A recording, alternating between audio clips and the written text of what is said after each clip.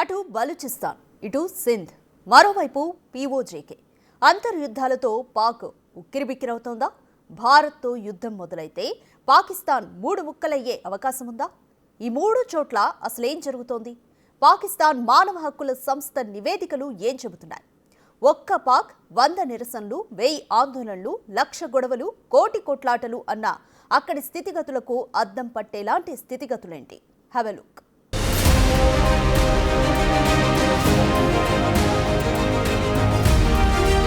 రెండు దైవదూషణ హత్యలు, 4 తిరుగుబాటు మరణాలు, 24 మంది గ్రూపు హత్యలు, 379 కిడ్నాప్ కేసులు, 405 పరువు హత్యలు, 1630 మైనర్లపై హింస కేసులు, 1641 గృహ సంబంధిత హత్యలు, 2500 ఉగ్రవాద మరణాలు, 4175 అత్యాచార కేసులు. సింధ్, పంజాబ్లో 4864 పోలీస్ ఎన్కౌంటర్లు.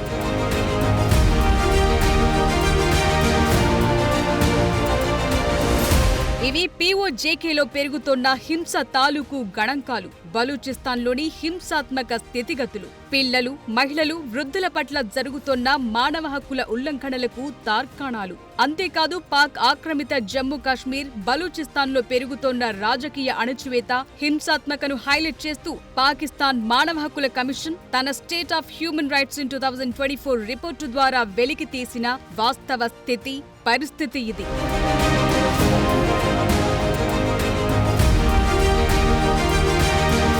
ఒక పక్క పెహల్గాం దాడులతో లోలోన ఒణుకుతోన్న పాకిస్తాన్కి ఈ హెచ్ఆర్సీపీ రిపోర్ట్ లాగి లెంపకాయ కొట్టినంత పని. అలాగని పాకిస్తాన్ ధోరణిలో మార్పు వచ్చిందా అంటే అలాగేమీ కనిపించటం లేదు. కానీ ప్రపంచం గుర్తించాల్సిన పరిస్థితి అయితే స్పష్టంగానే తెలుస్తోంది. పాక్ ప్రభావిత పాలిత ప్రాంతాల్లో పౌర స్వేచ్ఛ భారీగా తగ్గటం, రాజకీయ అణచివేత విపరీతంగా పెరగటంతో కొన్ని సున్నితమైన ప్రాంతాల్లో, జనావాసాల్లో హింస భయంకరంగా పెరుగుతున్న దృశ్యం కనిపిస్తోంది.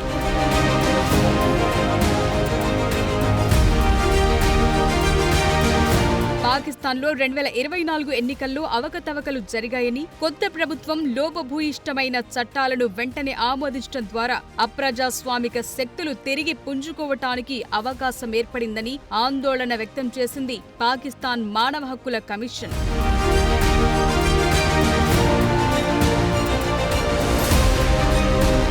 ఖైబర్ పఖ్తూన్ఖ్వా, బలూచిస్తాన్లో హింస పెరుగుదల కారణంగా ఉగ్రవాద సంబంధిత మరణాలు 2500 వరకు ఉండటం తీవ్ర అభ్యంతరకరంగా భావిస్తోంది హెచ్ఆర్సీపీ. 24 మంది కొన్ని వేర్పాటువాద గ్రూపుల చేతిలో హతం కాగా, వీటిలో కొన్ని దైవదూషణకు సంబంధించిన వ్యవహారాలుండటం ఆందోళనకరంగా భావిస్తోంది హెచ్ఆర్సీపీ.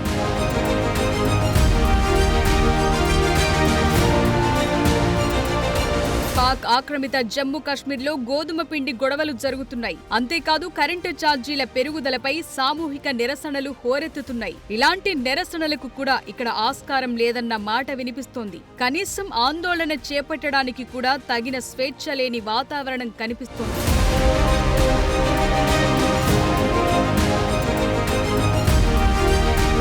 హెచ్ఆర్సీపీ చైర్పర్సన్ అసద్ ఇక్బాల్ భట్ చెప్పేదాన్ని బట్టి చూస్తుంటే 2024లో 379 కిడ్నాప్లు జరిగాయి. వీటిలో 2 హత్యలు చిన్న చిన్న మాటల కారణంగా ఏర్పడ్డవి. సింధ్, పంజాబ్లలో ఏకంగా 4864 పోలీస్ ఎన్కౌంటర్లు జరిగాయంటే పరిస్థితేంటో ఊహించుకోవచ్చు. కేవలం యుద్ధం మాత్రమే కాదు, సాధారణ నిరసనల్లో కూడా కిడ్నాప్లేంటి? ఇది ఎంత మాత్రం అభిలషణీయం కాదన్నారు మాజీ హెచ్ఆర్సీపీ చైర్పర్సన్ హీనా జిలానీ. అన్ని హింసాత్మక చర్యలను చట్టపరమైన మార్గాల ద్వారా పరిష్కరించాలని సూచించారు.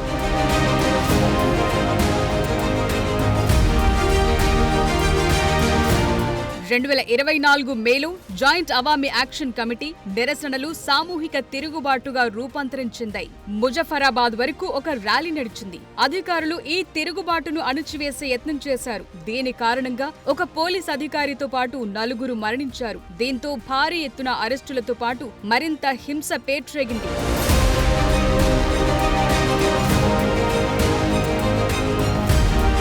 ఇక బలూచిస్తాన్లో కిడ్నాప్లు నిత్య కృత్యమయ్యాయి. ఈ విషయంపై తీవ్ర నిరసన వ్యక్తం చేస్తోంది హెచ్ఆర్సీపీ రిపోర్ట్.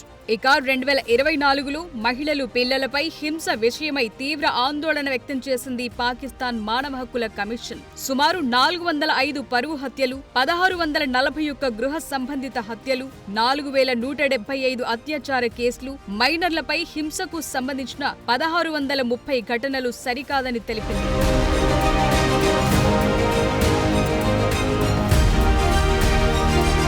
ఇవన్నీ బలూచిస్తాన్, సింధ్, గిలిట్లోని అంతర్గత వ్యవహారాలను ఎత్తి చూపుతున్నాయి. ఈ ప్రాంతంలోని తీవ్ర ఉద్రిక్త పరిస్థితులను చాటి చెప్తున్నాయి. ఇదిక్కడి నిజ రాజకీయ సామాజిక చిత్రంగా తెలుస్తోంది. వీటన్నిటినీ బట్టి చూస్తే ఇస్లామాబాద్ కి బలూచిస్తాన్, సింధ్, గిలిట్, బాల్టిస్తాన్ పై పట్టు క్రమంగా సడలుతున్నట్టు కనిపిస్తోంది. ఇది పాకిస్తాన్ సామాజిక రాజకీయ చిత్రంలోని చీలికలను స్పష్టంగా తెలియచేస్తోందని విశ్లేషిస్తున్నారు నిపుణులు.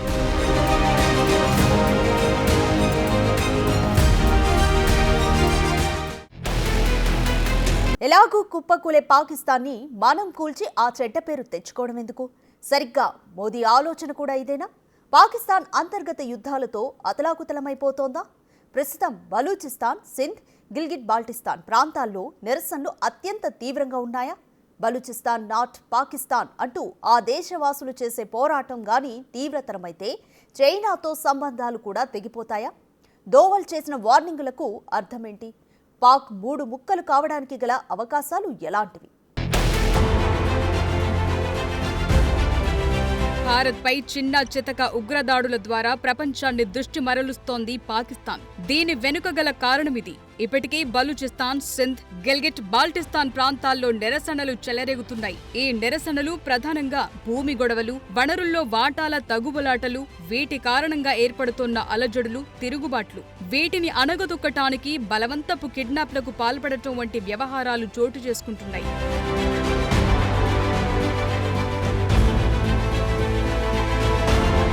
బలూచిస్తాన్లో బలూచ్ వేర్పాటువాద తిరుగుబాటుదారులు చైనీయులపై దాడులకు తెగబడ్డారు. సింధ్లో చొలిస్తాన్ కెనాల్ ప్రాజెక్టుకు వ్యతిరేకంగా నిరసనలు జరిగాయి.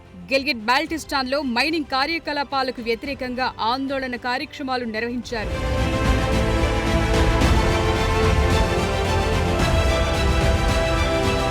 పాక్ అంతర్గతంగా ఏమంత గొప్పగా లేదనటానికి ఎన్నో ఉదాహరణలు. బలూచిస్తాన్లో బలూచ్ లిబరేషన్ ఆర్మీ, తిరుగుబాటు దళాలు చైనా పాక్ వ్యవహార శైలిపై తీవ్ర నిరసన వ్యక్తం చేశాయి. అంతేకాదు దాడులకు తెగబడ్డాయి. ఈ నిరసనలు బలూచ్ ప్రజల ఆకాంక్షలు, స్వయం ప్రతిపత్తి, వారి హక్కులకు ప్రతీకగా నిలుస్తున్నాయి.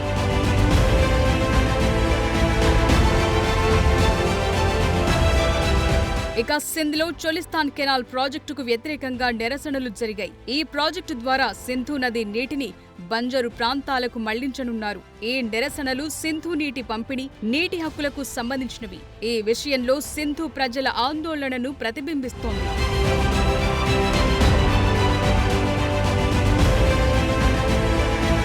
ఇక గిల్గిట్ బాల్టిస్తాన్ విషయానికొస్తే ఇక్కడ పాకిస్తాన్ ప్రభుత్వం యొక్క మైనింగ్ విధానాలకు వ్యతిరేకంగా తీవ్ర నిరసనలు జరిగాయి. ఈ ప్రాంతంలో గిల్గిట్ బాల్టిస్తాన్ ప్రజలు తమ భూమి, ఇతర వనరుల విషయంలో పాక్ ప్రభుత్వ విధానం పట్ల తీవ్ర అసంతృప్తిని వ్యక్తం చేసినట్టు తెలుస్తోంది. గిల్గిట్ బాల్టిస్తాన్ చట్టపరమైన గుర్తింపు, రాజ్యాంగ హోదా కూడా వివాదాస్పదంగానే ఉంది.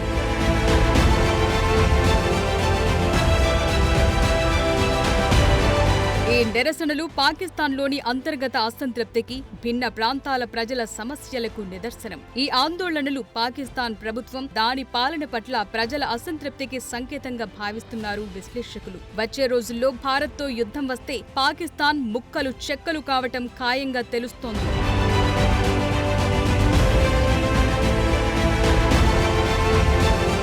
ఈ మాట ఎందుకు అనాల్సి వస్తుందంటే పాకిస్తాన్ నుంచి బలూచిస్తాన్ విడివడితే ఆటోమేటిక్ గా చైనా పాక్ చెయ్యి వదిలిస్తుంది. దానికి కావాల్సింది ఈ ప్రాంతమే. తానిచ్చే నిధులేవో ఈ ప్రాంతానికే ఇస్తుంది.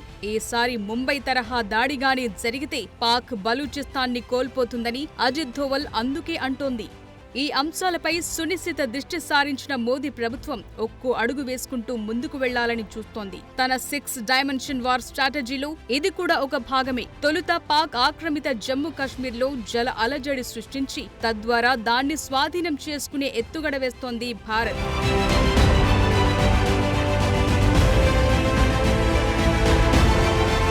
బలూచిస్తాన్లోని అంతర్గత వ్యవహారాలను అణువుగా మలుచుకోవటం, గిల్గిట్ బాల్టిస్తాన్లో మైనింగ్ కార్యకలాపాల పట్ల తీవ్ర నిరసన వ్యక్తం చేస్తున్న ఈ ప్రాంత వాసులకు మద్దతునివ్వటంపై ప్రధానంగా దృష్టి సారిస్తోంది భారత్. ఇక సింధు నదీ జలాల నీటి పంపిణీ హక్కుల సంగతి సరేసరి. ఏ ప్రాంతానికి ఆ ప్రాంతానికి ప్రత్యేకమైన సమస్యలున్నాయి. వీటి కారణంగా పాకిస్తాన్ ప్రభుత్వంతో ఉండాల్సిన గొడవలు ఉన్నాయి. బలూచిస్తాన్, సింధ్, గిల్గిట్ బాల్టిస్తాన్ వాసులు కూడా ఎప్పుడెప్పుడా అని ఎదురు చూస్తున్నారు. ఒకవేళ పాకిస్తాన్ భారత్తో యుద్ధం కొని తెచ్చుకుంటే ఈ ప్రాంతాలు విడిపోవటం ఖాయంగా తెలుస్తోంది.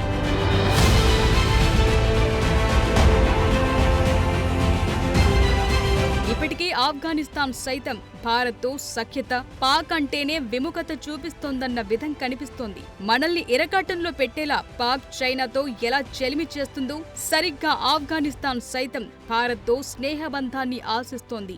ఈ దిశగా భారత్ కూడా గత కొంతకాలంగా తాలిబన్లతో సఖ్యంగా ఉంటూ వస్తోంది. వచ్చే రోజుల్లో ఈ బంధం మరింత బలపడేలా పాక్ గుండెల్లో గుణపం దిగేలాంటి ప్రకటన వెలువడబోతోంది. దీంతో పాకిస్తాన్ అష్ట దిగ్బంధనంలో చిక్కటం ఖాయంగా తెలుస్తోందంటున్నారు దక్షిణాసియా రాజకీయ వ్యవహారాల నిపుణులు.